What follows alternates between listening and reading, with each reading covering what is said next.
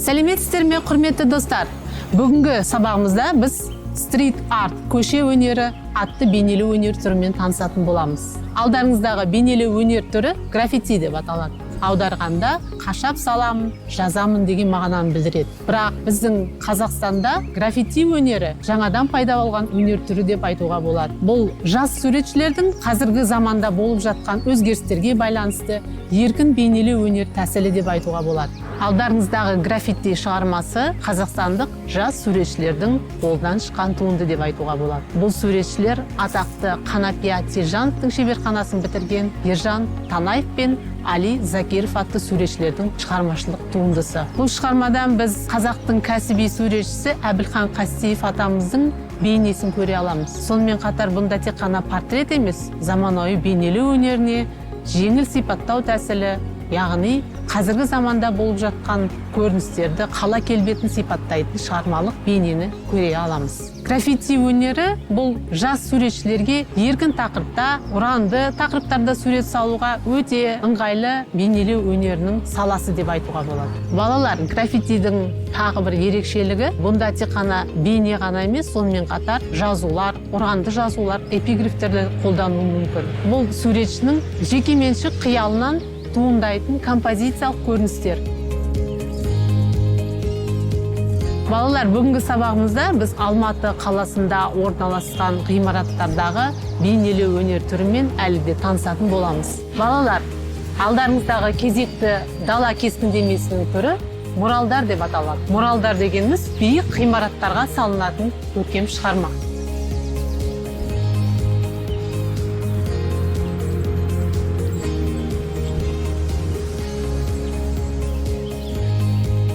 Бұл туынды жануарларды қорғау тақырыбына арналған. Яғни осы табиғат ортасында жануарларды қорғау саласында жүрген біздің мамандарымыздың еңбегін көрсету мақсатында салынған көркем шығарма. Балалар, муралдар әдетте үлкен ғимараттарға салынатын болғандықтан, міндетті түрде әкімшілік рұқсат арқылы салынатын жұмыстар болған. Суретшілер алдын ала салынатын шығармаларды тіпті қала тұрғындарының пікірін де тыңдап, ортақ шешім қабылдайтын болған. Сондықтан бұл туынды қала тұрғындарының көгінен шығатын үздік муралдардың бірі деп айта аламыз. Дала кескіндемесіндегі композицияға қарайтын болсақ, мұнда портреттік бейне, қолында ақбөкен ұстаған жануарларды қорғаушы кейіпкер. Егер бұған мұқият үңілетін болсақ, бұл адамзатқа үлкен тасталған үндеу, яғни қоршаған ортаға аяушылықпен, қорғаушылықпен қарау.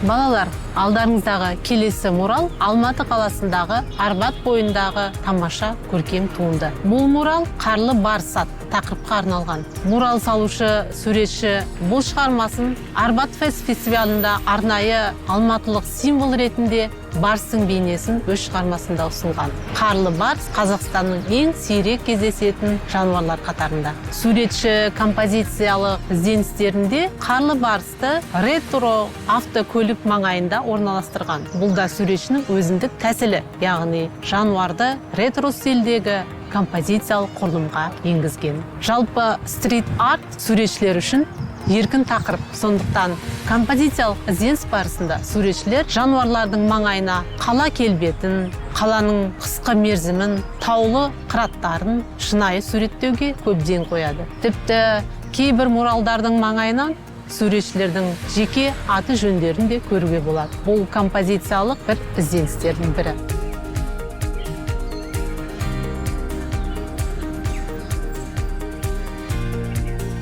Сурет салу, әсіресе қабырға суреттері біздің елде сонау палеолит дәуірінде дамыған екен. Адамзат өзінің айналасындағы жыртқыш аңдарды жіті бақылап, олардың бейнесін жартастарға, үңгілердің ішіне салып отырған. Бірақ алғашқы жартас суретшілері табиғи бояулармен салынатын болған. Олар тас үгінділері, жануарлардың қандары, көмірлер немесе өсімдіктердің сығындысы арқылы пайда болатын минералды бояулар. Ежелгі кездегі адамдар жануар бейнесін сомдағанда, оның бойындағы күші, жігері, қасиеті өз бойына тартады деген сенім пайда болған екен. Ал қазіргі бейнелі өнеріндегі муралдар сонау палеолит дәуірінен біздің заманымызға жаңартылып, өзгертіліп кеткен заманауи стрит арт өнер. Алдарыңыздағы кезекті мурал қаламыздағы Жібек жолы көшесінің бойында орналасқан ғимаратқа салынған. Бұл муралдың авторы қазақстандық суретші Мухит Дулу және Глеб. Мурал 2017 жылы заманауи өнер фестиваліне байланысты салынған тақырып болады. Енді шығармаға баса назар аударатын болсаңыздар, мұнда сәукеле киген бойжеткен, яғни жас келіннің бейнесі сипатталған. Сәукеле ерекше сипат алады. Оның жоғарғы бөлігінде қазақ халқының кие тұтатын жануарлар, құстар бейнесі сипатталған. Ең төбеде үкі бейнесі. Суретші қазақ елінің кие тұтатын ою өрнектері арқылы қалыңдықтың сәукелесін барынша нанымды, барынша стилизациялық тәсілмен көркем көрсетуге көңіл бөлген. Суретшінің мурал тақырыбына сәукелені таңдап алуы біздің заманауи ұлттық құндылықтарымызды қазіргі жастарға насихаттау мақсатында. Сәукеле біздің ата-бабамыздан қалыптасқан дәстүрлі тарихымыздың бір көрінісі. Балалар, бүгінгі сабағымызда біз Алматы қаласындағы бірнеше муралдармен таныстық. Алдарыңыздағы кезекті мурал Гафура Қайырбекованың 2019 жылы альпинизм тақырыбына арналған Анатолий Букаревтің өмірі атты муралы. Анатолий Букарев бұл қазақстандық альпинист шебер. Өкінішке орай ол кісі альпинизм кезінде дүниеден озған, сондықтан суретші біздің танымал альпинисті өзінің болашақ туындысына негізгі тақырып ретінде таңдап алуды мақсат тұтты. Шығарма композициясының алдыңғы көрінісінде альпинист Букаревтің бейнесі, яғни альпинизмнің сонау биік шыңдарды бағындыратын кейіпкердің өр тұлғасы, дала табиғаты, таудың биік шыңдары осы портреттік жанрдағы туындының мазмұнын толықтырып тұрғандай. Жалпы мурал бұл кескіндеменің кеңейтіліп алынған түрі, яғни муралдар граффити өнеріне қарағанда композициялық ауқымдылығымен де ерекшеленеді. Сондықтан суретшілер мурал тақырыбында сурет салған кезде міндетті түрде өз композициясын кеңейтіп, толықтырып, қосымша элементтермен байытып салғанды жөн көреді. Бұл туынды Алматы қаласының көрермендерінен, жалпы қала қонақтарының барлығының көңілінен шыққан тамаша муралдардың бір көрінісі деп білеміз.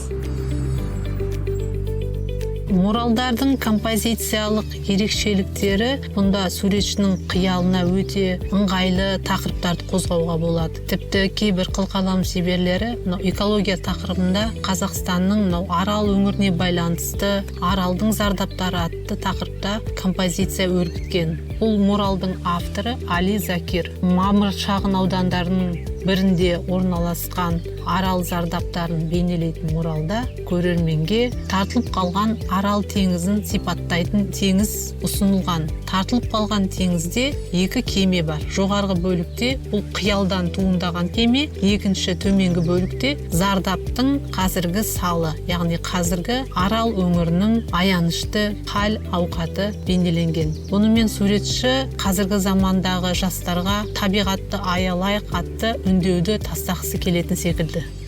Жалпы муралдар бұл бірігіп салатын топтық жұмыс болғандықтан өте шағын күнде аяқталатын жұмыстар. Тіпті муралдар 2 күннен 10 күндік уақытқа дейін салынып бітетін монументалды кескіндеме түрі.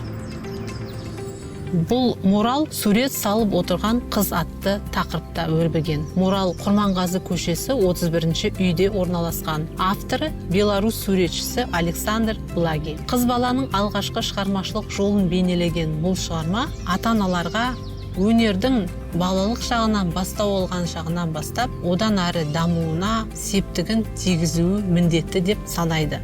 Яғни, бала жастан өрбіген шығармашылық ол өзінің жалғасын міндетті түрде табу керек. Бұл шығарманың композициясы көрерменге өте жылы қабылданады. Алдыңғы көріністе сурет салып отырған қыз баланың бейнесі шамамен 7-6 жасар. Қыз бала жартасқа қашалып салынған петроглифтердің суретін көшіріп салып отыр. Яғни бұл қазақ даласының тарихи, сонау бейнелеу өнерінің тас ғасырда қалыптасқанын айтқысы келетін шығарма.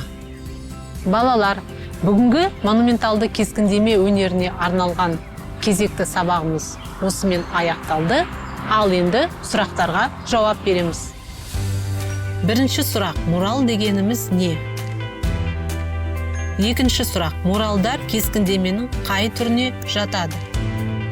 Үшінші сұрақ. Сурет салып отырған қыз атты муралдың авторы кім?